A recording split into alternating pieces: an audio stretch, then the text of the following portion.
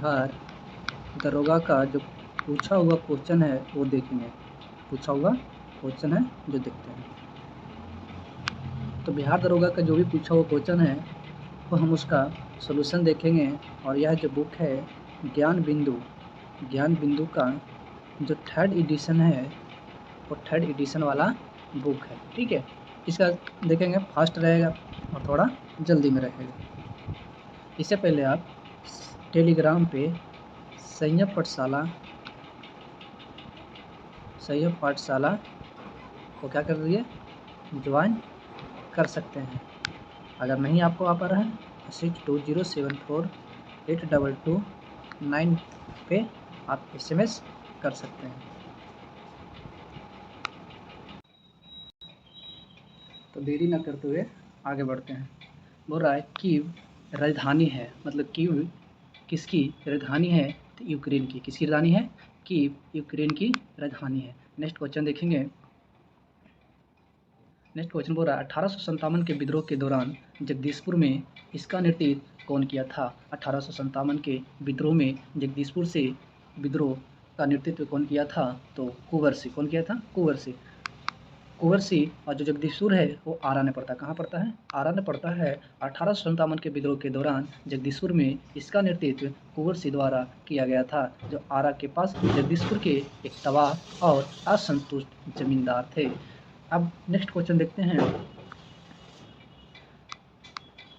स्पष्ट नीला दिखाई देता है। जो आकाश है, स्पष्ट आकाश, साफ आकाश नीला क्यों दिखाई देता? तो नीला इसलिए दिखाई देता है क्योंकि अन्य रंगों, अन्य जो बैंगनी और नीला है वो अन्य प्रकाश की तुलना में वायुमंडल से अधिक प्रकीर्णित होता है। क्योंकि देखिए बीव ग्योर, तो देख रहे हैं यहाँ पे जो बैंगनी और नीला है उसका प्रकीर्णन जो होता है अन्य की तुलना से अधिक होता है, इसीलिए आकाश का जो रंग है वो नीला दिखाई देता है। सॉल्यूशन देख लेंगे। स्पष्ट आकाश नीला दिखाई देता है क्योंकि बैंगनी नीला प्रकाश अन्य सभी प्रकाश की तुलना में वायुमंडल द्वारा अधिक प्रकीर्णित होती है। बैंगनी और नीला रंग के लिए प्रकाश का प्रकीर्णन सर्वाधिक होती है तथा लाल रंग का प्रकीर्णन सबसे कम होती है। तो आप लोग कमेंट में बताइए कि किसका तरंगदैर्घ्य अधिक होता है। कमेंट में बताइए कि किस रंग का तरंगदैर्घ्य अधिकतम होता है। नेक्स्ट क्वेश्चन है हिमालय भालू तथा विशाल पांडा किन जातियों का उदाहरण है? तो हिमालय भालू जो होता है और जो विशाल पांडा होता है, ये जो जाति है उस जाति का नाम है सुमेर जाति। कौन कौन? हिमालय भालू और विशाल पांडा। कौन जाति? सुमेर जाति। IUCN के आंकड़ा के अनुसार हिमालय भालू तथा विशाल पांडा सुमेर जातियों का उदाहरण है। इसका जो जाति का जो निर्धारण करता है IUCN वेबसाइट के द्वारा जाति का पता किया जाता है या नाम दिया जाता है। जिस प्रजाति के वनों में संकटग्रस्त हो जाने की संभावना हो, यदि प्रजाति की संख्या 10 वर्षों में 50% से अधिक की कमी हो गई हो तो सुमेध जातियों के अंतर्गत आती है। जाति की जनगणना होती है, जनगणना में वन में कोई संकट आता है और 10 वर्ष का आंकड़ा लिया जाता है। उस 10 वर्ष में अगर 50% से अधिक की कमी आती है तो ऐसी प्रजाति को सुमेध प्रजातियों के अंतर्गत आती है। प्रजातियों की जनसंख्या 10,000 से कम हो या 10 वर्षों में 10% की कमी आ रही हो तो उस जातियों को भी हम सुमेध जातियाँ कहते हैं। केवल 1000 या उससे कम परिपक्व सदस्यों की संख्या शेष हो। अब नेक्स्ट क्वेश्चन यानी बताना है कि सुमेध जातियों के अंतर्गत कौन कौन सी है? तो एक तो पांडा आती है और दूसरा जो आती है वो कौन सी जाति आती है? तो दूसरा जो आती है वो भालू और पांडा आती है। भारत की सबसे अधिक नमक पानी की झील कौन सी है? तो भारत की सबसे अधिक जो नमक पानी की झील है वो है चिल्का झील। याद रखिएगा चिल्का झील को सबसे पहले रामसर साइट में जोड़ा गया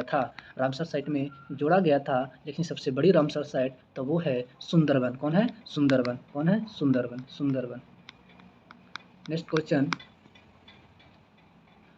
भारत का सबसे बड़ी नमक पानी की झील चिल्का झील है। यह उत्तरी सरकार को जो तट है उड़ीसा में है। और भारत की सबसे बड़ी लेगुन खारे पानी की झील बोलेगा तब हो जाएगा चिल्का झील, लेकिन अंतः खारे पानी की झील बोलेगा तब हो जाएगा सांभर झील। अंतः स्थलीय नमकीन बोलेगा, अंतः स्थलीय लगा देगा तब हो जाएगा सांभर झील, या सर्वाधिक लवणता वाली झील बोलेगा तब हो जाएगा सांभर झील। लेकिन ऐसे बोलेगा नमक पानी की झील, तब हो जाएगा चिल्का झील। अंतःस्थलीय नमकीन झील बोलेगा तब हो जाएगा सांभर झील, या सर्वाधिक लवणता बोलेगा तब हो जाएगा सांभर झील। तो ये फैक्ट्स याद रखिएगा। सोलर सेल जो होता है वो किसके बने हुए होते हैं? तो सोलर सेल जो होता है वो अर्धचालक का होता है। किसका होता है? अर्धचालक का होता है दोस्त। सोलर सेल अर्धचालक का होता है और यह पीएन संधि के रूप में होती है। कौन संधि के रूप में होती है? पीएन संधि के रूप में होती है, और यह विद्युत वाहक बल उत्पन्न करता है। और इनको बनाने के लिए जो अर्धचालक है उसमें सिलिकॉन का प्रयोग किया जाता है। अब हम बात करते हैं अर्धचालक में। तो अर्धचालक ऐसे पदार्थ होते हैं जिनमें चालकता और आचालक चालक और अचालक पदार्थों के जो बीच में जो होती है, और उसी बीच वाले को हम अर्धचालक कहते हैं। और जर्मेनियम सिलिकॉन जो होते हैं अर्धचालक के उदाहरण होते हैं। द्वितीय विश्व युद्ध में धुरी राष्ट्रों में कौन सा देश शामिल नहीं था? तो देखो दोस्तों, जब द्वितीय विश्व युद्ध हुआ था तो एक था धुरी राष्ट्र और एक था मित्र राष्ट्र। कौन था? मित्र राष्ट्र। तो धुरी राष्ट्र और मित्र राष्ट्र में कौन कौन है वो लिखने की जरूरत नहीं है, नीचे विस्तार से बताया गया है। तो जिससे विश्व युद्ध की शुरुआत हुई थी वो सितंबर 1939 में हुआ था। अब द्वितीय विश्व युद्ध में क्या हुआ था? ब्रिटेन धुरी राष्ट्र में शामिल नहीं था। द्वितीय विश्व युद्ध सितंबर 1939 में जर्मनी ने पोलैंड पे आक्रमण कर देता है, आक्रमण किया। इसके साथ ही विश्व युद्ध की शुरुआत होती है। ग्रेट ब्रिटेन, फ्रांस, अमेरिका के सहयोग से यूरोपीय देशों का जो गुट बना, ग्रेट ब्रिटेन, फ्रांस, अमेरिका का जो सहयोग से यूरोपीय देशों का जो गुट बना वह मित्र राष्ट्र के नाम से जाना जाता है। धुरी राष्ट्र में शामिल कौन कौन था? तो जर्मनी था, जापान था, इटली था। लेकिन याद रखिएगा दोस्त, ये द्वितीय विश्व युद्ध में जापान मिल गया था धुरी राष्ट्र में, लेकिन प्रथम विश्व युद्ध के समय धुरी राष्ट्र में जापान ना होकर बल्कि मित्र राष्ट्र में था। कौन से राष्ट्र में था? मित्र राष्ट्र में था। और प्रथम विश्व युद्ध में अमेरिका नहीं था। याद रखिएगा, प्रथम विश्व युद्ध में अमेरिका नहीं था, और द्वितीय और प्रथम विश्व युद्ध में अमेरिका नहीं था, और प्रथम विश्व युद्ध में धुरी राष्ट्र में कौन नहीं था? तो प्रथम विश्व युद्ध में धुरी राष्ट्र में जापान नहीं था, बल्कि जापान प्रथम युद्ध में था। द्वितीय युद्ध में धुरी राष्ट्र में जाके मिल जाती है। निम्नलिखित देशांतरों में से कौन सा भारतीय मानक समय के लिए प्रसिद्ध है? तो 82.5 डिग्री और भारतीय मानक समय रेखा है और भारत के 5 राज्यों से होकर गुजरती है। और उसकी याद रखना है तो तीनों प्रदेश और प्लस छत्तीसगढ़, उड़ीसा। तीनों प्रदेश की बात करें तो उत्तर प्रदेश, मध्य प्रदेश और आंध्र प्रदेश, और साथ में 2 छत्तीसगढ़ और उड़ीसा।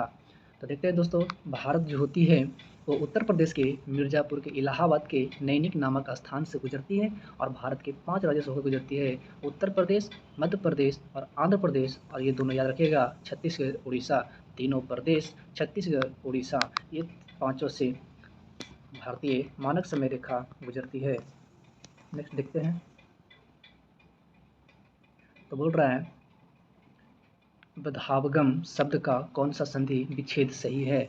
तो बधावगम शब्द है, बधावगम शब्द जो है वो बधी प्लस आगम से मिलकर बधावगम बना है, और ये 2 शब्दों के मेल से जो विकार उत्पन्न होती है उसी को हम संधि कहते हैं। संधि 2 प्रकार के होते हैं, एक तो स्वर संधि, दूसरा व्यंजन संधि, और तीसरा विसर्ग संधि। आप देखेंगे जो बधावगम है इसका सही संधि विच्छेद होगा बधु प्लस आगम, यानी बधवागम। यह यन संधि का उदाहरण है। यन संधि में क्या होता है? आधा स्वर लगा हो तो उसे हम यन संधि कहते हैं। स्वर संधि के कुल 5 प्रकार के होते हैं, जैसे वृद्धि संधि, दीर्घ संधि, गुण संधि, यन संधि, अयादि संधि। यन संधि के उदाहरण की बात करें तो अति प्लस अधिक, अत्यधिक। मतलब 2 शब्दों के मेल के बीच में अगर आधा लेटर, आधा अक्षर आ जाता है तो उसको यन आधा अक्षर आ जाएगा तो समझिए वह है यन संधि। जैसे इति प्लस आदि, इत्यादि, बीच में आधा ता आ गया। सु प्लस आगत, स्वागत, आधा सा आ गया। सु प्लस अच, आधा सा आ गया, स्वच्छ। ऊपरी प्लस उपरयुक्त, आधा का आ गया। तो ये सारी अगर आधा लेटर आती है उसे यन संधि कहते हैं। यन संधि जब किसी वर्ण के अंतिम वर्ण में ई उ री के बाद कोई स्वर आए तो ई का स्थान पर यह हो जाता है। जैसे बधु प्लस आगम, बधवागम। तो ये सारी चीज़ें हमने हिंदी में देखा। मैथ की बात करते हैं तो बोल रहा है कि 4.2 सेंटीमीटर त्रिज्या वाले गोले को पिघलाकर 6 सेंटीमीटर त्रिज्या वाले बेलन के रूप में डाला जाती है। एक ही चीज़ को छोटा में डाल दिया, बड़ा में डाल दिया, चीज़ वही है, इसलिए चीज़ अगर वही है तो दोनों का आयतन सेम होगा। तो गोले को पिघलाया है और बेलन में डाला है तो गोले का आयतन बराबर बेलन का आयतन होगा। गोले का आयतन होता है 4/3 पाई आर क्यूब, जो कि बेलन का आयतन होता है पाई आर/h। आप देखेंगे यहाँ पे क्या किया है, तो यहाँ पे पाई से पाई आप काट सकते हैं, लेकिन आर से नहीं कटेगा, इसीलिए आर स्क्वायर एच के और ये जो कि त्यों लिख दिया। आर स्क्वायर का मान 6 दिया गया, 6 का स्क्वायर इंटू एच हो जाएगा। 4/3 के 3, आर का मान इधर है, बड़ा आर का मान 4.2 इतना। यहाँ से हम आर के मान एच के मान निकाल सकते हैं। कैसे निकलेगा? तो 6 से काट देंगे, 6 सत्ते 42, और ये 6 से फिर काट देंगे, 6 सत्ते 42। इस तरह से 7 सत्ते 49, 49 में 4 से गुना कीजिए, 7 सत्ते 49 हो जाएगा। 0.49 में आप इतना से गुना कीजिए, तब आ जाएगा इतना, यानी इसका मान हो जाएगा। नेक्स्ट क्वेश्चन है, बिहार में पहली बार राष्ट्रपति शासन कब लगाया गया था? तो बिहार में पहली बार राष्ट्रपति शासन 1968 में लगा था। कब लगा था? 1968 में। जब राष्ट्रपति 29 जून 1968 को लगा था, तो 26 फरवरी 1969 तक रहा था। 29 जून से 26 फरवरी 1969 तक रहा। उस समय बिहार के मुख्यमंत्री भोला पासवान थे। कौन थे? भोला पासवान थे। और अगर बोलेगा तो आप लोग कॉमेंट में बताइए, 1968 में राज्यपाल कौन था? क्योंकि जो लगता है तो उस स्टेट का राज्यपाल सिफारिश करता है राष्ट्रपति लगवाने की। तो बताइएगा आप लोग कमेंट में, उस समय राज्यपाल कौन थी? बिहार में अब तक कुल 8 बार राष्ट्रपति शासन लगा है। पहली बार 1968 में, जबकि अंतिम बार लगा 2050 में, 2005 में। और 2005 में मुख्यमंत्री महिला मुख्यमंत्री थी भारत की, पर बिहार की पहली महिला मुख्यमंत्री, वो कौन थी? तो लालू यादव की वाइफ राबड़ी देवी के समय लगा था। और आप लोग बताइए कि राबड़ी देवी के समय राज्यपाल गवर्नर कौन था, और भोला पासवान शास्त्री के समय गवर्नर कौन था? ये आप लोग कमेंट में बताइए। नेक्स्ट देखते हैं, प्रधानमंत्री पीवीटीजी विकास मिशन के विकास से संबंधित है। तो पीवीटीजी क्या था? यह आदिवासियों के एक समूह से संबंधित था, और इसी आदिवासी को मतलब सहायता विकास करने के लिए प्रधानमंत्री पहले था वीटीजी, और उसको पी लेके आ गया, यानी प्रधानमंत्री पीवीटीजी कर दिया गया। पीवीटीजी का फुल फॉर्म होता है पार्टिकुलर वुलनरेबल ट्राइबल ग्रुप्स होता है। अगर हम बात करें, जनजातीय मामले के मंत्रालय ने पीवीटीजी का विकास की योजना लागू की है, जिसमें उनके व्यापक सामाजिक आर्थिक विकास के लिए 75 विशेष रूप से कमजोर जनजातीय समूहों को शामिल किया गया है। इस योजना का जो पीवीटीजी था, इस योजना का मुख्य उद्देश्य यही था 100% सहायता उपलब्ध कराना। लेकिन याद रखें, सबसे इम्पोर्टेंट है कि ढेबर आयोग आया था 1973 में। 1973 में आप लोग कमेंट बताइए, 1973 में और कौन कौन सी घटना घटा था? तो ढेबर आयोग आया था 1973 में, और ये ढेबर आयोग का संबंध था पीटीजी से। और यही पीटीजी को 2006 में भारत सरकार ने नाम बदल के पीटीजी को कर दिया, पीटीजी को पीटीजी को कर दिया पीवीटीजी। कब किया? 2006 में। और 2006 में जो संबंधित है पीवीटीजी जनजातीय समूह से है, और आदिम जनजातीय समूहों का जो आयोग था वो ढबर आयोग था। कौन था? ढबर आयोग था। नेक्स्ट क्वेश्चन देखते हैं,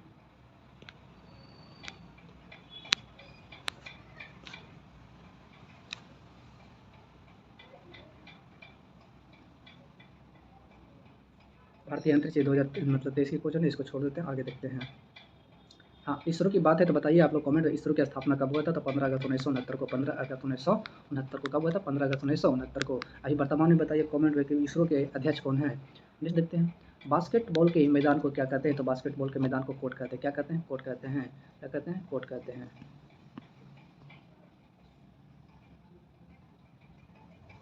बास्केटबॉल के मैदान को कोर्ट कहते हैं। इस खेल का आविष्कार जेम्स स्मिथ ने किया था। 1891 में अमेरिका में किया गया था। जो फीफा था उसकी स्थापना 1932 में हुआ था। फीफा की स्थापना 1932 में, जबकि बास्केटबॉल का जो आविष्कार करना 1891 में जेम्स स्मिथ ने किया था। राज्यसभा के कितने सदस्य को मनोनीत किया जाता है? राज्यसभा 12 सदस्यों को मनोनीत करता है। और ये जो मनोनीत करता है, इसकी चर्चा अनुच्छेद 80 के 3 में है। और ये कला, साहित्य, विज्ञान, समाज सेवा के विशेष विज्ञान और ज्ञान से जो भी संबंधित हो उनके क्षेत्र में दिया जाता है। आप लोग बताइए कि कमेंट में बताइए आप लोग कि 12 सदस्यों को अभी फिलहाल नहीं खत्म कर दिया गया है केमा संविधान संशोधन के तहत राज्यसभा में जो 12 सदस्य को मनोनीत होता है उसको खत्म कर दिया गया है कि संविधान संशोधन के तहत। नेक्स्ट क्वेश्चन, विजयनगर साम्राज्य में अमरम शब्द का अर्थ क्या होता है? तो अमरम शब्द का विजयनगर साम्राज्य में अमरम शब्द का अर्थ होता है सैनिकों का अनुदान। अमरम से अनुदान, अमरम से अनुदान, अमरम से अनुदान। अमरम शब्द का अर्थ होता है सैनिकों को दिए जाने वाला अनुदान। भूमि का सबसे बड़ा भूखंड जो नायकों द्वारा प्रदान किया जाता है, किंतु भूमि पर नायकों का स्वामित्व नहीं होता है, फिर भी वो दान में दिया जाता है, बल्कि इससे होने वाले आय पर उनका विशेष अधिकार होता है। प्रधानमंत्री किसकी सलाह पर लोकसभा को भंग करता है? राष्ट्रपति किसकी सलाह पे लोकसभा को भंग कर सकता है? तो राष्ट्रपति अपनी मर्जी से नहीं करेगा, वो जाके मोदी जी से पूछेगा, हे मोदी जी क्या मैं लोकसभा भंग कर दूँ? मोदी जी बोला हाँ सही से नहीं चल रहा है, आप भंग कर दो। तब जाके अनुच्छेद 85 के तहत राष्ट्रपति लोकसभा को भंग कर सकता है, लेकिन राज्यसभा को नहीं भंग कर सकता है। अब देखेंगे प्रायद्वीपीय पठार की सर्वोच्च चोटी कौन है? तो प्रायद्वीपीय पठार की सर्वोच्च चोटी है अनायमुडी, जबकि प्रायद्वीपीय पठार की दूसरी सबसे ऊंची चोटी है नीलगिरी यानी दोदा बेटा। कौन है? दोदा बेटा। अन्नामलाई पर्वत की सबसे ऊंची चोटी अनायमुडी है जो कि 2695 मीटर प्रायद्वीपीय पठार एवं दक्षिण पठार की सबसे ऊंची चोटी है। मोती प्राप्त करने के लिए संवर्धन किया जाता है, मतलब मोती को प्राप्त करने के लिए किसके साथ संवर्धन किया जाता है? तो मोती प्राप्त करने के लिए जो संवर्धन किया जाता है वो ओयस्टर के साथ किया जाता है। किसके साथ? ओयस्टर के साथ किया जाता है। और ये जो ओयस्टर जो होती हैं वो मन्नार की खाड़ी में होती है, कच्छ की खाड़ी में होती है, सौराष्ट्र के समुद्र किनारा में होती है और इससे मोती प्राप्त किया जाता है। किसे? ओयस्टर से। नेक्स्ट है मनुष्य का जो नेत्र में जो पुतली होता है उस पुतली का आकार का नियंत्रण कौन करता है? तो वो आइरिस करता है, जिसे हिंदी में परितारिका कहते हैं। अब बताइएगा नेक्स्ट क्वेश्चन, इसका थोड़ा देख लीजिए। मनुष्य के आंख में पुतली का आकार ऊपर नीचे छोटा बड़ा करना वो परितारिका का काम होता है, जिसे आइरिस कहते हैं। कॉर्निया के पीछे एक संरचना होती है जिसे परितारिका कहते हैं, और इसी परितारिका का गहरा पीछे डायफ्राम होता है जो पुतली के आकार को नियंत्रित करता है। कॉर्निया होता है वो मनुष्य के आंख का कोई दान नहीं करता है। जब भी मनुष्य मरता है या कुछ जिंदे में दान देता है वो अपना कॉर्निया को दान में देता है। तो कहता है मनुष्य का कौन सा हिस्सा दान में दिया जाता है? तो कॉर्निया। निम्न में से केंद्रीय प्रवृत्ति का कौन सा मान सभी अवलोकनों पर आधारित नहीं है? तो सभी अवलोकनों पर आधारित नहीं है वो है गुणोत्तर माद। गुणोत्तर माद होता है वो सभी मान के लिए जरूरी नहीं है। बाकी जैसे कि केंद्रीय प्रवृत्ति औसत है 5 संख्या के माप जरूरी है, जैसे समांतर माद, मादिका, बहुलक, ज्यामितीय माद, ऋणात्मक माप, लेकिन गुणोत्तर माद कोई जरूरी नहीं है। नेक्स्ट क्वेश्चन है अधिक अपवर्तनांक वाला माध्यम क्या होता है? जो जिसका अपवर्तनांक अधिक होगा वो दूसरे माध्यम की अपेक्षा सघन होगा, क्योंकि किसी भी चीज़ का अपवर्तनांक माध्यम पे डिपेंड होता है, इसलिए दूसरी जो माध्यम वाला होगा उसका सघन से अधिक होगा। अगर जैसे मान लीजिए कि पानी है और इधर लोहा है, ठीक है, ये दोनों क्या है? माध्यम है। तो जिसका घनत्व ज़्यादा होगा, उसका अपवर्तनांक भी ज़्यादा होगा, जिसका घनत्व कम होगा उसका अपवर्तनांक ही कम होगा। तो कह रहा दूसरे माध्यम की अपेक्षा प्रकाशित सघन है, दूसरे माध्यम की अपेक्षा प्रकाश जो होगा सघन होगा। अधिक अपवर्तनांक वाला का माध्यम दूसरे माध्यम की अपेक्षा अधिक सघन होगा।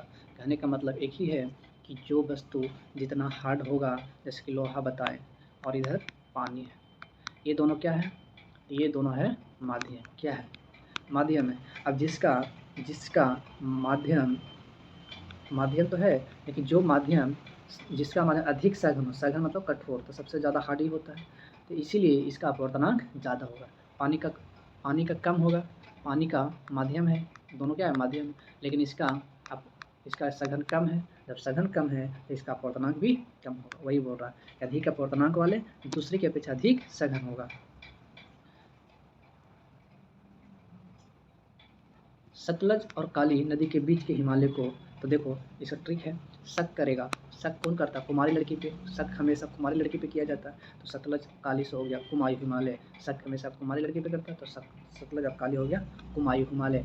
अब देखेंगे पंजाब, तो सिंधु सतलज पंजाब, नेपाल हो गया असम हिमालय, तो ये हो गया तीस्ता एवं काली, तीस्ता काली असम हिमालय। इसको देखिए पूरा डिले होगा, आप इसको देख सकते हो।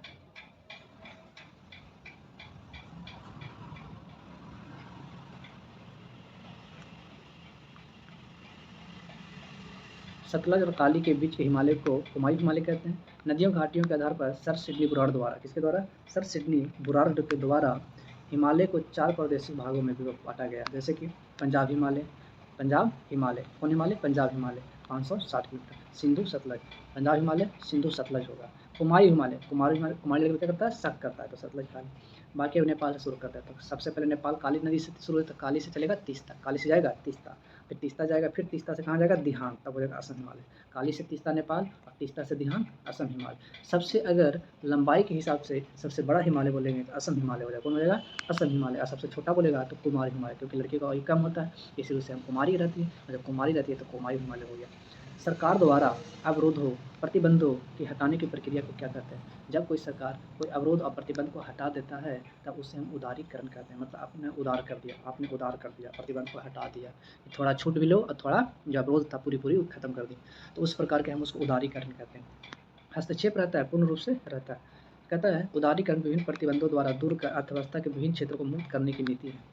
अर्थात अर्थव्यवस्था को विभिन्न प्रकार के नियम को नियंत्रण के संबंध में उदार होना मुख्यतः उद्योग तथा आर्थिक क्रियाओं पर सरकारी नियंत्रण को समाप्त करने या कम करने से संबंधित होता है। कम करेगा या समाप्त कर देगा। अब बात करेंगे 1809 में फारसी में गिफ्ट टू मोनोथिस्ट 1809 मोनोथिस्ट फारसी में किसने लिखा था? ये लिखा था जिसका नाम है राजा राम मोहन राय। राजा राम मोहन राय कौन? मोनोथिस्ट 1809 में। इसे हम तुहफत उल मुआउद्दीन राजा राम मोहन राय नेक्स्ट देखेंगे। पटना उच्च न्यायालय के वर्तमान मुख्य न्यायाधीश कौन है? तो पटना उच्च न्यायालय के वर्तमान के विनोद चंद्रन है। हाल ही में बिपरजॉय क्या है? तो बिपरजॉय एक चक्रवात है, और जो बिपरजॉय शब्द दिया था वो बांग्लादेश के द्वारा दिया गया। किसके द्वारा दिया गया है? बांग्लादेश के द्वारा दिया गया। निम्नलिखित में से कौन सी ताप विद्युत परियोजना महाराष्ट्र में स्थित नहीं है? देखते हैं, तिरोड़ा भी है, चंद्रपुर भी है, ट्राम्बे भी है। तिरोड़ा भी है, चंद्रपुर भी है, ट्राम्बे भी है। तिरोड़ा भी है, चंद्रपुर भी है, ट्राम्बे। लेकिन कहलगांव बिहार में। कहलगांव कहाँ है? बिहार में। तो कहलगांव बिहार के भागलपुर में स्थित है। नहीं देखेंगे कि किसी वस्तु का चंद्रमा पर भार पृथ्वी के उसके भार का क्या होता है? तो किसी वस्तु का चंद्रमा पर भार उसके पृथ्वी के उसके भार का 1/6 हिस्सा होता है भार का। लेकिन वही बात करें द्रव्यमान पृथ्वी पर भी सेम रहेगा और चंद्रमा पर भी सेम रहेगा, भार बदल जाएगा। पानी का क्वथनांक कितना डिग्री सेल्सियस होता है? तो पानी 100 डिग्री पे उबलने लगता है, इसीलिए 100 डिग्री क्वथनांक और 0 डिग्री गलनांक होता है। वही बात करें 273 में 100 जोड़ देंगे क्योंकि 0 डिग्री को 273 बोलते हैं, और जितना डिग्री सेंटीग्रेड का है उतना जुड़ते चल जाएगा। तो 273 प्लस 100 373 डिग्री क्वथनांक होता है। 373 डिग्री क्वथनांक होता है। रिवर्स रेट क्या होता है? हम किसी भी बैंक से आरबीआई क्या करता है? उधार लेता है, और जिस रेट उधार लेता है उसी को रिवर्स मतलब उल्टा मतलब ले रहा है, इसे उसका हम रिवर्स रेपो रेट कहते हैं। और जब कोई मान लीजिए बैंक है, वो कोई बैंक से अगर आरबीआई पैसा ले लिया, और जब पैसा ले लिया तो क्या हो जाएगा? पैसा तो इधर मार्केट में घट जाएगा, मार्केट में पैसा क्या हो जाएगा? घट जाएगा। तो जब मार्केट में पैसा घट जाएगा तो तरलता भी क्या हो जाएगी? घट जाएगी। तरलता भी क्या हो जाएगी? घट जाएगी। तो रिवर्स रेपो रेट में अगर हम वृद्धि करते हैं तो तरलता घट जाएगा, रिवर्स रेपो रेट में अगर हम वृद्धि करेंगे तो तरलता घटती है। रिवर्स रेपो रेट वह दर है जो भारतीय रिजर्व बैंक द्वारा अपने ग्राहकों को उनसे लिए गए अल्पकालिक ऋण प्रदान करता है। अपने ग्राहकों को अल्पकालिक ऋण प्राप्त करता है, उसे रिवर्स रेपो दर कहते हैं। आरबीआई द्वारा वाणिज्यिक बैंकों से अल्पकालिक ऋण लेकर अर्थव्यवस्था को तरलता को निकालने या कम करने के लिए किया जाता है। यानी तरलता को कम करने के लिए रिवर्स रेपो रेट लेता है। रिवर्स रेपो रेट वृद्धि का प्रभाव वाणिज्यिक बैंकों के पास पूंजी की कमी हो जाएगी, बाजार में तरलता आ जाएगा, मतलब मंदी धीमा आ जाएगा, मंदी मार्केट धीमा हो जाएगा, परिणाम स्वरूप ब्याज दर में वृद्धि हो जाएगा। भाई मार्केट में पैसा नहीं रहेगा, थोड़ा बहुत कम बचेगा तो और ज़्यादा ब्याज दे देगा। अर्थव्यवस्था में तरलता में कमी आ जाएगी। तो भोग व्यय निवेश में गिरावट आ जाएगी। जब पैसे नहीं रहेगा तो निवेश कोई नहीं करेगा। मुद्रा स्फीति नियंत्रण वस्तुओं जो सेवा कीमतों में कमी आ जाएगी, जैसे मुद्रा स्फीति है उस पर भी कमी आ जाएगी। अब गागर में सागर भरना का क्या होता है? तो गागर छोटी बात बोलता है मतलब बड़ा हो जाता है, तो कहता है थोड़े शब्दों में बहुत कुछ कह देना। कहता नहीं अरे यार 2 बात बोला लेकिन तो बहुत कुछ बोल दिया। इसका होता है गागर में सागर भरना। अब कुछ और है उसके बारे में देखेंगे। जैसे हथेली पर सरसों गाना का मतलब होता है असंभव कार्य को करना, छाती दुगनी होना मतलब उत्साहित होना। बोलता है जब बेटा को नौकरी लगता है तब बोलता है बाप अरे यार तू तो ऐसा कमाल कर दे, मेरा छाती तो दुगना हो गया, मतलब पिताजी उत्साहित हो गया। अक्ल के घोड़े दौड़ाना मतलब अक्ल नहीं है और घोड़े दौड़ा रहा है तो कोई फायदा नहीं है, सिर्फ कल्पना करना। धुआंधार जलप्रपात कौन सी नदी पर है? तो धुआंधार जलप्रपात जो है वो नर्मदा नदी पर है।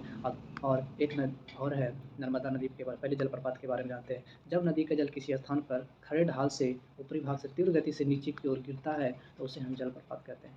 भारत के अधिकांश जलप्रपात पठारी प्रदेशों में पाए जाते हैं क्योंकि यहाँ भू आकृति अधिक ऊंची नीची होती है। अब बात करें धुआंधार जलपात की, तो धुआंधार जलपात होती है नर्मदा नदी पर स्थित होती है और यह मध्य प्रदेश के राज्य के जबलपुर में है। धुआंधार जलपात कहाँ है? जबलपुर में है। दुग्धधारा और कपिलधारा, दुग्धधारा कपिलधारा ये भी नर्मदा नदी पर स्थित है।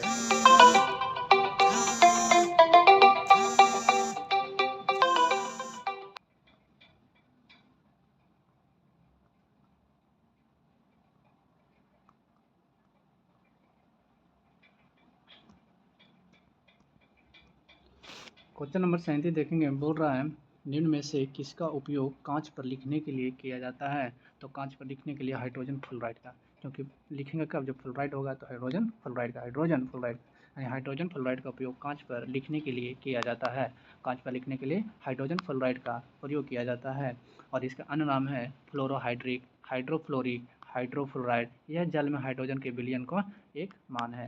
क्वेश्चन पूछेगा, नेक्स्ट देखते हैं।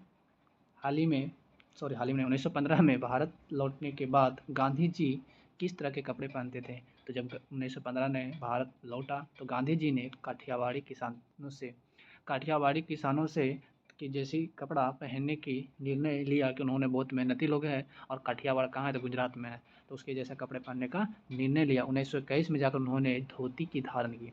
पहले 1915 में काठियावाड़ी कपड़ा बनता था, 1921 में जाके धोती पहना। ये जो मिलती है एनसीईआरटी में आपको देखने को मिलेगा।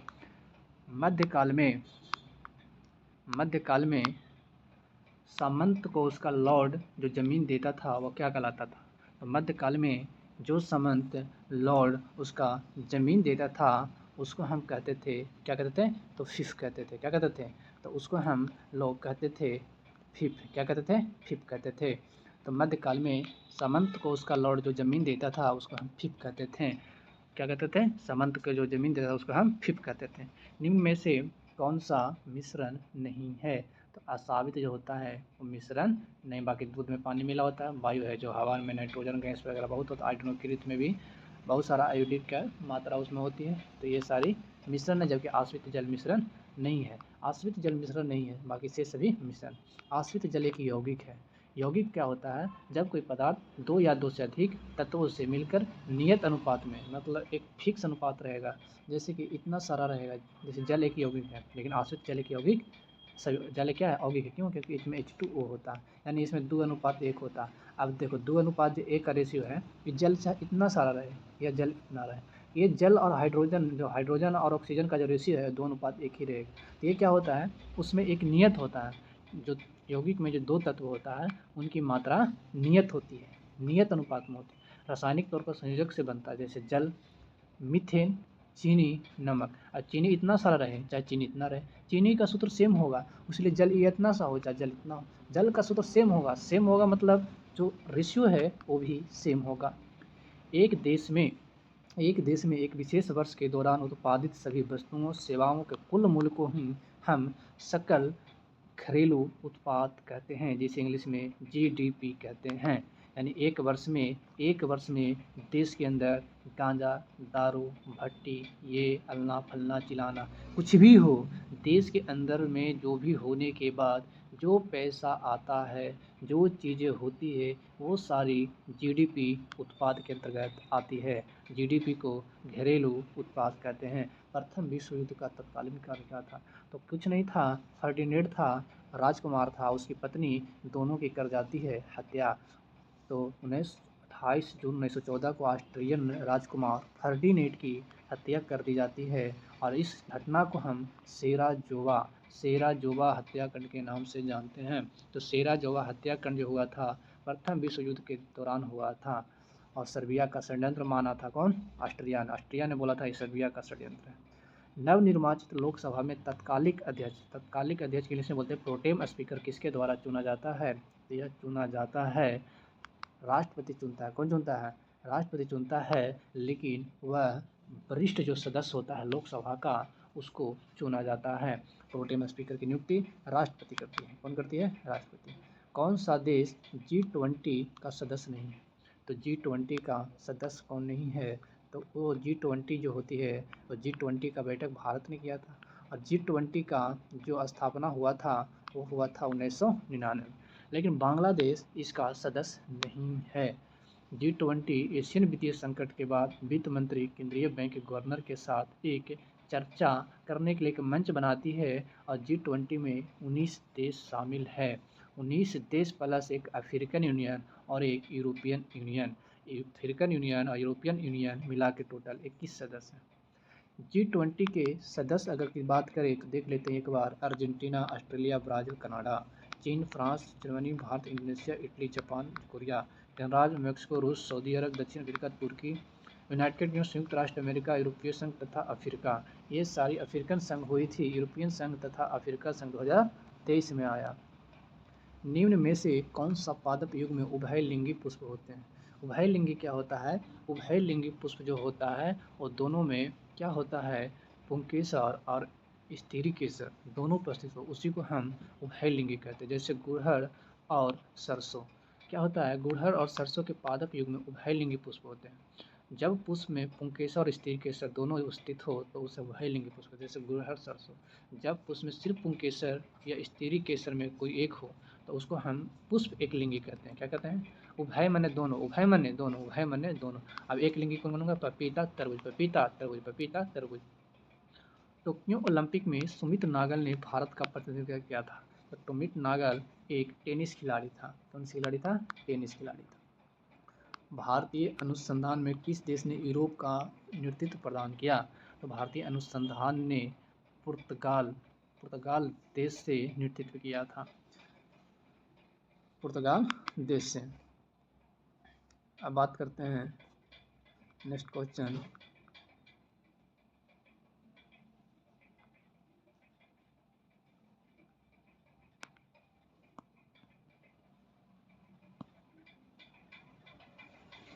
विधान परिषद वाले राज्य के विधान परिषद सदस्यों की कुल संख्या राज्य की विधानसभा की कुल संख्या की कितनी से अधिक नहीं होनी चाहिए?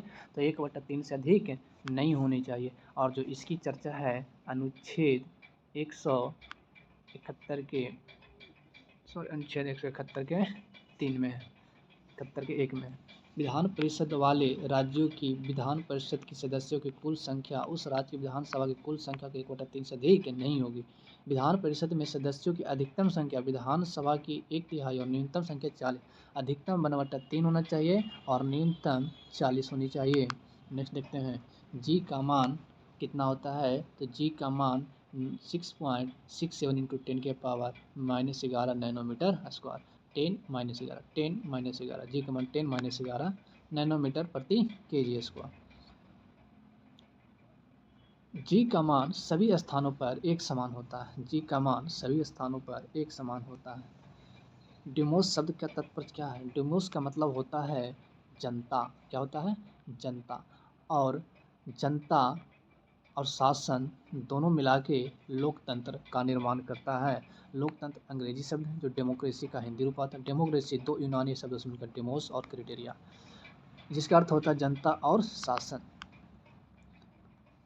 नेक्स्ट देखेंगे बक्सर टाइगर रिजर्व। तो बक्सर टाइगर रिजर्व जो है वो पश्चिम बंगाल में। कहाँ है? पश्चिम बंगाल में स्थित है। पश्चिम बंगाल में कुछ टाइगर रिजर्व है जो इम्पोर्टेंट है।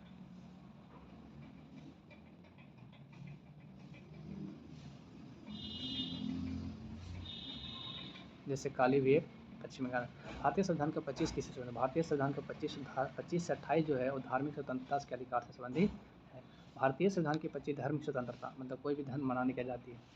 भाग 3 में 12 से 35 तक जो कि है मूल अधिकार अमेरिका से लिया गया है। भाग 3 को भारत का मैग्ना कार्टा कहते हैं। भारतीय मरुस्थल जो है वो कहाँ है? कि भारतीय मरुस्थल अफ्रीका नामीबिया जो मरुस्थल है वो अफ्रीका महाद्वीप में स्थित है। पुस्तक हिंद स्वराज के लेखक कौन है? तो वो है महात्मा गांधी। महात्मा गांधी की एक पुस्तक है हिंद स्वराज, 1909 में लिखा गया था। यह मूल रूप से गुजराती भाषा में लिखा गया। आप बताइए क्वेश्चन में आपका है यंग इंडिया की स्थापना किसने किया था? यंग इंडिया की स्थापना किसने किया था? कमेंट बताइए। वर्तमान में केंद्रीय सत्याकर्ता आयुक्त कौन है? तो वर्तमान में सबसे पहले केंद्रीय सत्याकर्ता का जो नियुक्ति करता है वो संथानम समिति के आधार पर होता है। 1964 में केंद्र सरकार द्वारा पारित एक प्रस्ताव है जिसका गठन 1964 में किया गया था और संथानम समिति के सिफारिश पर ही केंद्रीय सत्याकर्ता आयोग का नियुक्ति करता है। संसद के दोनों सदनों की संयुक्त बैठक के लिए गणपूर्ति कितनी? तो संसद हो चाहे विधान परिषद हो दोनों के लिए 1/10 गणपूर्ति होना अनिवार्य। इतना मेंबर आएगा तभी जाके स्टार्ट होगा।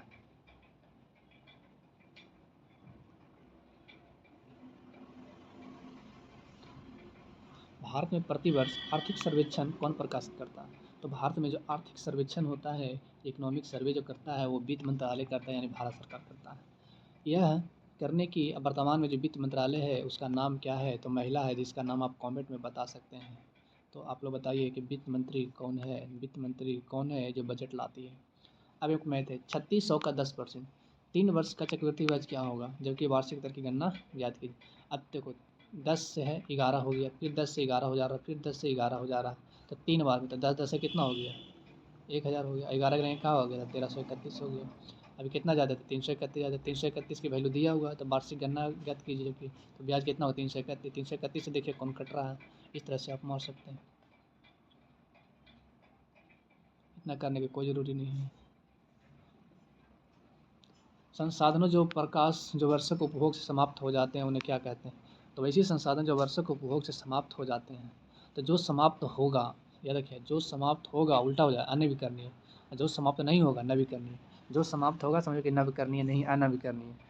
तो जैसे कि मान लीजिए जल, ऊर्जा, पवन ऊर्जा, भूताप, ये सब क्या हो जाएगा? समाप्त हो जाएगा। अब उसे को हम क्या होगा?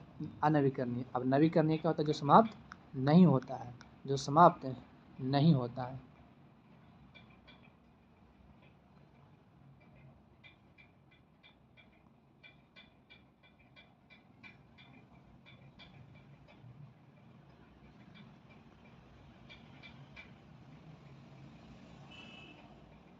अनवीकरणीय क्या होता है? वो पर्यावरण के अनुकूल नहीं होता। जैसे कोयला, तेल, ये सारी अनुकूल पर्यावरण के खिलाफ है, पर्यावरण के खिलाफ, वो समझो अनवीकरणीय है। अब सूर्य नवीकरणीय है, कभी खत्म नहीं होगा।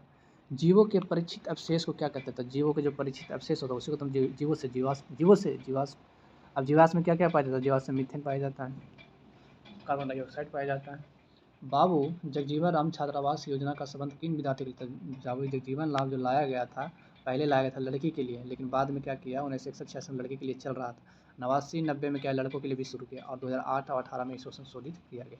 2008-18 में क्या गया? संशोधित किया गया। कौन सी भारतीय कंपनी बहुराष्ट्रीय कंपनी निगम नहीं है?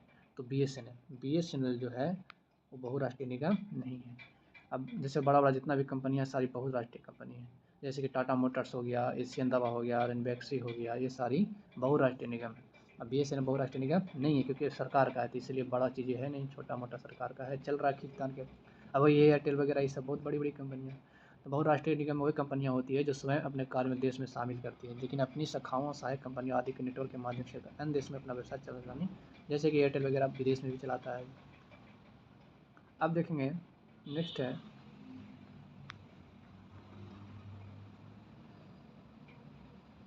भारत की स्वदेशी लाइट कॉम्बैक्ट एयरक्राफ्ट तेजस ने, ये करेंट अफेयर है। क्या है? करेंट अफेयर है। बिहार के कौन से राज्यपाल भारत के राष्ट्रपति बने हैं? तो है रामनाथ कोविंद। रामनाथ कोविंद भारत के राष्ट्रपति बनने से पहले बिहार के राज्यपाल थे 15 से 17 तक, और वे 14वें राष्ट्रपति के रूप में शपथ लिए।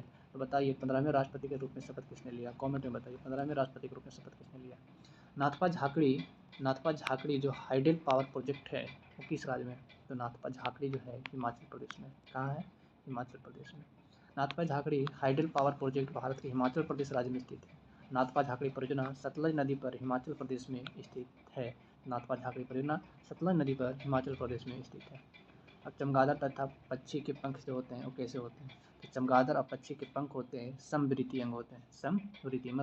समवृत्ति का मतलब क्या होता है कि पक्षी और चमगादड़ के पंख बारीकी से देखने पर पता चलता है कि चमगादड़ के जो पंख होता है वो दीर्घित अंगुली के मध्य त्वचा के फैलाव से बनता है, मतलब वो फैल जाता है। तो इस तरह से हम कह सकते हैं कि उसकी पूरी अग्रबाहु की जो त्वचा होती है वो फैलने से बनता है और पैर से ढक रहती है। तो अंततः दो पंखों के अभिकल्प उनकी संरचना और संघटकों में बहुत अंतर होता है, मतलब वो एक जैसे दिखाई देते हैं क्योंकि उड़ने के लिए इसका उपयोग करते हैं, परंतु सभी उत्पत्ति पूर्णतः समान नहीं है। इस कारण इन्हें समरूप अभिलक्षण बनाता है, न कि समजात। तो इसीलिए एक ही जैसा हो तो उसे समरूप कहेंगे। सम मतलब बराबर रूप का। इंडियन नेशनल कांग्रेस का प्रथम अध्यक्ष कौन थे? इंडियन नेशनल कांग्रेस का प्रथम अध्यक्ष थे भूमेश चंद्र बनर्जी। अगर बात करेगा इंडियन नेशनल कांग्रेस की स्थापना किसने किया था, तो ए ओ खुमने। प्रथम मुस्लिम है बदरुद्दीन तैयब जी। प्रथम महिला बोलेगा तो इन्हीं बेसेंट। प्रथम भारतीय महिला बोलेगा तो हो जाएगा सरोजनी नायडू। स्वतंत्र भारत की प्रथम महिला बोलेगा इंदिरा गांधी। इंडियन नेशनल कांग्रेस के प्रथम बिमलेश चंद्र बनर्जी भारतीय राष्ट्रीय कांग्रेस की स्थापना किया था एओ 1885 में। उस समय गवर्नर था लॉर्ड डफरिन। प्रथम बैठक 28 दिसंबर 1850 बम्बई के ग्वालिया के टैंक गोकुल दास तेज विद्यालय में हुआ था। इस अधिवेशन का अध्यक्षता किया था बिमलेश चंद्र बनर्जी ने और सचिव था एओ हुम। E20 क्या है? तो ई से क्या होगा? ई से हो गया क्या? तो ई से जो हो गया एल्कोहल मिश्रित पेट्रोल, मतलब उसमें 20% इथेनॉल होगा। E20 का मतलब होगा कि 20% इथेनॉल होगा। इससे इथेनॉल क्या है? पेट्रोल का एक मिश्रण है। प्रधानमंत्री नरेंद्र मोदी ने 6 फरवरी 2023 को बेंगलुरु के कर्नाटक में ऊर्जा सप्ताह के दौरान E20 फ्यूल लॉन्च किया था कि ई जो एल्कोहल होगा उसमें 20% फ्यूल होगा, 20% इथेनॉल होगा। एक आवश्यक तत्व जिसका उपयोग प्रोटीन के संश्लेषण में किया जाता था। प्रोटीन किसमें पाया जाता है? नाइट्रोजन में। प्रोटीन में नाइट्रोजन पाया जाता है। नाइट्रोजन एक आवश्यक तत्व है जिसका उपयोग प्रोटीन के संश्लेषण करने में किया जाता है। नाइट्रोजन तत्व पादप द्वारा कैल्शियम, सल्फर, फास्फोरस अन्य तत्वों की तुलना में अधिक मात्रा में उपयोग किया जाता है। पौधों द्वारा सबसे ज़्यादा नाइट्रोजन का उपयोग करता है। नाइट्रोजन पादपों का मुख्यतः न्यूक्लिक अम्ल, प्रोटीन तथा अन्य नाइट्रोजनी पदार्थ संश्लेषित के लिए किया जाता है। वातावरण में भी 78% नाइट्रोजन है, परंतु पादप इसे गैस के रूप में न लेकर नाइट्रेस या नाइट्राइट्स के रूप में लेते हैं। वो गैस नहीं मानता है। अंतर्राष्ट्रीय शांति दिवस। अंतर्राष्ट्रीय शांति दिवस बोलेगा तो 21 सितंबर को मनाया जाता है। अंतर्राष्ट्रीय शांति दिवस 21 सितंबर को 21 सितंबर 2023 को अंतर्राष्ट्रीय शांति दिवस मनाए जाने की घोषणा की, जिसका थीम था शांति के लिए करवाई वैश्विक लक्ष्यों के लिए हमारी मदद। आप लोग बताइए किस भारतीय नेता को अशांति का जनक कहते हैं? किस भारतीय राजनीति को अशांति का जनक कहते हैं? कमेंट बताइए। बड़े स्क्रीन पर जेम्स बॉन्ड की भूमिका निभाने वाले प्रथम अभिनेता कौन है? तो बड़े स्क्रीन पर जेम्स बॉन्ड की जो भूमिका निभाया था उसका नाम था, क्या नाम था? तो जो उसका नाम था जॉन कॉनरी ने डीनो 1962 में बड़े पर्दे पर जेम्स बॉन्ड की भूमिका निभाया था। कौन? शॉन कॉनरी ने। इयान फ्लेमिंग द्वारा निर्मित बॉन्ड श्रृंखला दुनिया भर में प्रचलित था। भारतीय संविधान का कौन सा अनुच्छेद सर्वोच्च न्यायालय के बारे में है? तो अनुच्छेद है 124 और यह 124 से 147 तक वर्णित किया गया है। आईपीएल का फुल फॉर्म होता है इंडियन प्रीमियर लीग। अब देखते हैं गांधी जी ने सत्याग्रह आंदोलन प्रारंभ किया। तो Gandhi ji started the satyagraha movement. Gandhi ji started the satyagraha movement. भारतीय राष्ट्रीय प्रतिदर्श सर्वेक्षण संगठन का क्या उत्तरदायित्व है? तो राष्ट्रीय प्रतिदर्श सर्वेक्षण संगठन, भारत के राष्ट्रीय प्रतिदर्श सर्वेक्षण संगठन का अगर उत्तरदायित्व की बात करें तो क्या है? जनगणना करना, विभिन्न क्षेत्रों में अखिल भारतीय स्तर पर बड़े पैमानों का सर्वेक्षण करना, पशु जनगणना करना, अंतर्राज्यीय व्यापार के लिए एकत्रित करना। तो राष्ट्रीय प्रतिदर्श का इसका उत्तरदायित्व क्या है? उसका जो उत्तरदायित्व होता है वो होता है भारत के जो राष्ट्रीय प्रतिदर्श है सर्वेक्षण संगठन प्रतीक की उत्तरदायित्व विभिन्न क्षेत्र में अखिल भारतीय स्तर पर बड़े पैमानों का सर्वेक्षण करना वो काम है राष्ट्रीय प्रतिदर्श सर्वेक्षण संगठन का, जिसे NSSO कहते हैं। इसकी स्थापना 1950 में किया गया था और राष्ट्रीय आय के बारे में आंकड़ा वगैरह लगाना इसी का काम है प्रतिदर्श सर्वेक्षण संगठन का। भारत सरकार का प्रथम लॉ ऑफिसर कौन था? तो प्रथम लॉ ऑफिसर था अटॉर्नी जनरल होता है। अटॉर्नी जनरल की चर्चा अनुच्छेद 76 में है और यह लोकसभा राज्यसभा कहीं भी भाग ले सकता है लेकिन वोट नहीं डाल सकता और इसका कोई अवधि नहीं होता है। यह राष्ट्रपति के प्रसाद के अनुसार, जैसे प्रसाद पर्यंत राष्ट्रपति जब चाहेगा हटा देगा। भारत में वर्तमान जो महान्यायवादी है वो कौन है? आप कमेंट में बताइए। NVS 01 क्या है? NVS 01 एक उपग्रह है। क्या है? उपग्रह। NVS 01 एक उपग्रह है। NVS 01 क्या है? उपग्रह। यह उपग्रह इसरो के नेविगेशन सैटेलाइट श्रृंखला के पेलोड की दूसरी पीढ़ी के उपग्रह से पहला है। NVS 01 को GSLV F12 व्हीकल का उपयोग करके 29 मई 2023 को सफलतापूर्वक लॉन्च किया गया है। अब देखेंगे बुस्कियाना या गुलजार पर एक हिंदी पुस्तक किसके द्वारा लिखा गया है? तो बुस्कियाना गुलजार है वो यशवंत व्यास पर लिखा गया है। बुस्कियाना गुलजार इसलिए यशवंत व्यास बुस्कियाना गुलजार यशवंत व्यास। यह किताब गुलजार फिल्म, कविता, दर्शन, जीवन शैली और नापसंद माध्यम से उनके जीवन को दर्शाता है। अब एक मैथ है कि 3100 कितना पर स्टॉक पर बेचा गया है, तो देख लेते हैं। 3100 6 अधिमूल्य पर 7% स्टॉक का मूल्य दिया है, तो 100 रुपये का स्टॉकों का मूल्य होता है 6 अधिक मूल्य, तो 6 जोड़ दे 106 हो।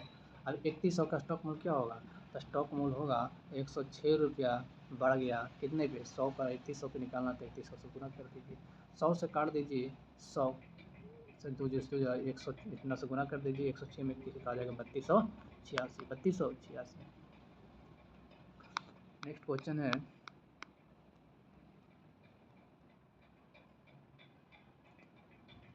नौजवान भारत सभा की स्थापना किसने किया था, तो भगत सिंह ने। कब किया था, 1926 में। नौजवान भारत सभा की स्थापना भगत सिंह 1926 में किया था। इनके अन्य सहयोगी सदस्य थे छबील लाल, छबील दास और यशपाल। इनके अन्य सदस्य थे नौजवान सभा में छबील दास और यशपाल, छबील दास और Yashpal. Fill in the blank, correct from verb it succeed because the hard work. इसका होगा वर्क इट। क्या होगा, वर्क इट। वर्क नहीं होगा, वर्क इट होगा। भारत में एक्सपोर्ट प्रिपेयर्डनेस इंडेक्स, निर्यात तैयारी सूचकांक एक्सपोर्ट प्रिपेयर्डनेस इंडेक्स, ये जो जारी करता है नीति आयोग। भारत में नीति आयोग की स्थापना हुआ था 1 जनवरी 2015। तापमान का एसआई मात्रक क्या होता है, तापमान का एसआई इकाई जो होता है वो केल्विन होता है। हम तो बात किए हैं, इनका हिमांक 0 डिग्री होता है और क्वथनांक 100 डिग्री होता है और 373 केल्विन होता है। और हिमांक बिंदु की बात करें तो 273.515 केल्विन होता है।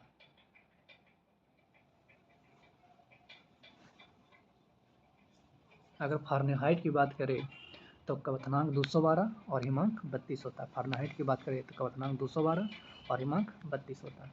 अगर रोमन की बात करें तो क्वथनांक 80 आर और हिमांक की बात करें तो 0 आर। अब नेक्स्ट है, कैबुल लामजाओ राष्ट्रीय उद्यान कहाँ है, तो कैबुल लामजाओ उद्यान जो है वो मणिपुर में है और मणिपुर में एक तैरता हुआ राष्ट्रीय उद्यान है और इस पर तैरते हुए द्वीप पाए जाते हैं जिन्हें स्थानीय भाषा में फुमदी कहते हैं। तो जो तैरते हुए द्वीप को हम क्या कहते हैं, फुमदी कहते हैं। कहाँ पाया जाता है, तो ये मणिपुर में पाया जाता है। प्रेरित विद्युत धारा की दिशा दी जाती है, प्रेरित विद्युत धारा की जो दिशा दी जाती है फ्लेमिंग के दक्षिणाहस्त नियम विद्युत धारा को दर्शाता है, विद्युत धारा की दिशा को दर्शाता है।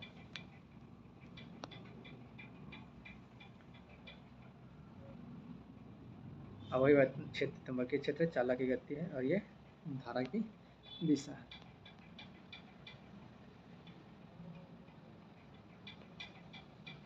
भारत में मनरेगा कब लागू हुआ था, भारत में मनरेगा 2 फरवरी 2006 को लागू किया गया था और इसकी शुरुआत आंध्र प्रदेश के बद्दापल्ली जिले के अनंतपुर गांव से शुरुआत हुआ था।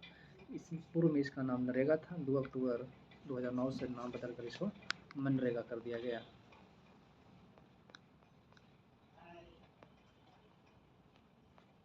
नेक्स्ट क्वेश्चन है, आँख और उसके रोगों से संबंधित चिकित्सा शास्त्र के शाखा को क्या कहते हैं, आँख से संबंधित है तो उस शाखा को हम ऑप्थेल्मोलॉजी कहते हैं। ऑप्थेल्मोलॉजी आँखों से संबंधित होता है, उसी को हम कहते हैं। निम्नलिखित में से कौन सी विशेषता खनिज पदार्थों में नहीं पाई जाती, खनिज पदार्थ है में जो होती है ये खनिज पदार्थ ये खत्म नहीं हो सकता, कोई भी खनिज होगा खत्म नहीं होगा, विशेषता नहीं पाई जाती। खनिज क्षयशील संसाधन है जिसका नवीकरण नहीं किया जा सकता। अधिकांश खनिज क्षेत्र प्रायद्वीपीय भारत में पाया जाता है। कोरापुट जो खाने हैं वो कहाँ हैं, तो कोरापुट खाने उड़ीसा में है, उड़ीसा राज्य में स्थित है। यह पंचपतमाली की पहाड़ी पे पाई जाती है कोरापुट। यह बॉक्साइट के लिए प्रसिद्ध है। उड़ीसा के कुछ खनिज क्षेत्र जैसे कि कोइंझोर, सुंदरगढ़, कल्हाड़ी और ये सारी जादूगोड़ा कहाँ, झारखंड में। औरंगजेब की मृत्यु हो जाती है 1707 में। कब होती है, 1707 में होती है। 3 मार्च 1707 को प्रातःकाल सुबह के समय नमाज पढ़ने गया था अहमदनगर में, वहाँ औरंगजेब की मृत्यु हो जाती है। उसको शव को फिर दौलताबाद लाता है, फिर वहाँ से खुलदाबाद नामक स्थान पर ले जाता है और वहाँ पर सूफी शेख बुरहानुद्दीन के मकबरे के चहारदीवारी के अंदर उसे दफनाया जाता है। किसके? बुरहानुद्दीन के मकबरे के चहारदीवारी के अंदर उसे दफनाया जाता है। औरंगजेब की जन्म हुआ था 1618 में। उसने उज्जैन के निकट दोहद नामक स्थान पर मुमताज महल के गर्भ से हुआ था। दोहद नामक स्थान पर, दोहद नामक उज्जैन में जन्म हुआ था किसका? तो जन्म हुआ था औरंगजेब का। किस मूल्यों में सरकार मामलों के समर्थन में कौन से मूल्य की घोषणा करता है? जब सरकार फसल के समर्थन में लाता है तो उसे हम कहते हैं न्यूनतम समर्थन मूल्य, minimum MSP, minimum support price. जल के अणुओं की अर्धपरागम झिल्ली द्वारा क्या कहलाते हैं? जब जल के अणु की जब अर्धपरागम झिल्ली का जब गति होता है तो उस गति को हम प्रासरण कहते हैं। क्या कहते हैं? प्रासरण कहते हैं। प्रासरण जो होती है वैसी प्रक्रिया जो जल में विलायक के अणु अर्धपरागम झिल्ली के माध्यम से जल के अधिक सांद्रता वाले क्षेत्र में जल को कम सांद्रता वाले क्षेत्र पर गमन करता है, और प्रासरण की प्रक्रिया बिना अर्धपरागम झिल्ली के संभव नहीं होगा। अब प्रासरण का उदाहरण है जैसे रोम से भूमि के जल अवशोषित होना, पौधे के कोशिका में जल का संचय परमाणु सारण द्वारा ही होता है। अति शुद्धो स्नेह को मार्ग है, यह नेक श्यानप बांक नहीं, भक्ति के किसके द्वारा है? या तनिक भी चतुराई नहीं, इसके लिए दिया गया।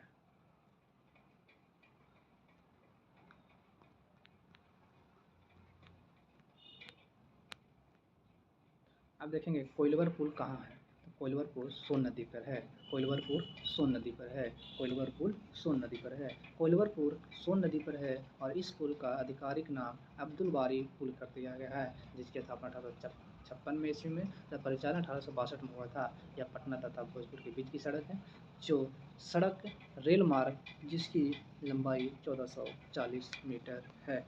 IPL में रॉयल चैलेंजर बंगलौर का कप्तान कौन था? तो ये था डुप्लेसिस, लेकिन वहीं पे बंगाल विराट कोहली जो था पहले कप्तान था, लेकिन उन्होंने डुप्लेसिस को बोला आप ही संभालो।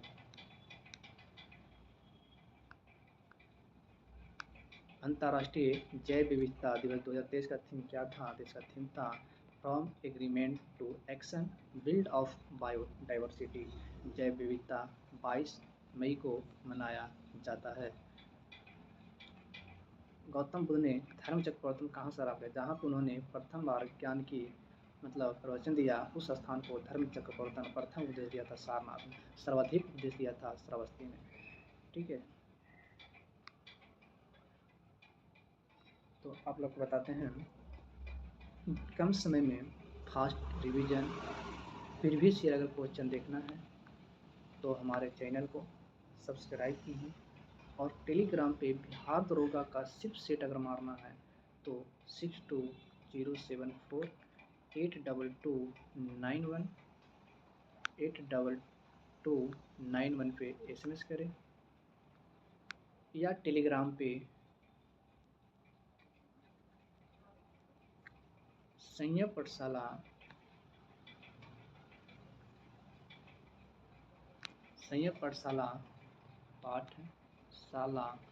सर्च करके ज्वाइन कर सकते हैं।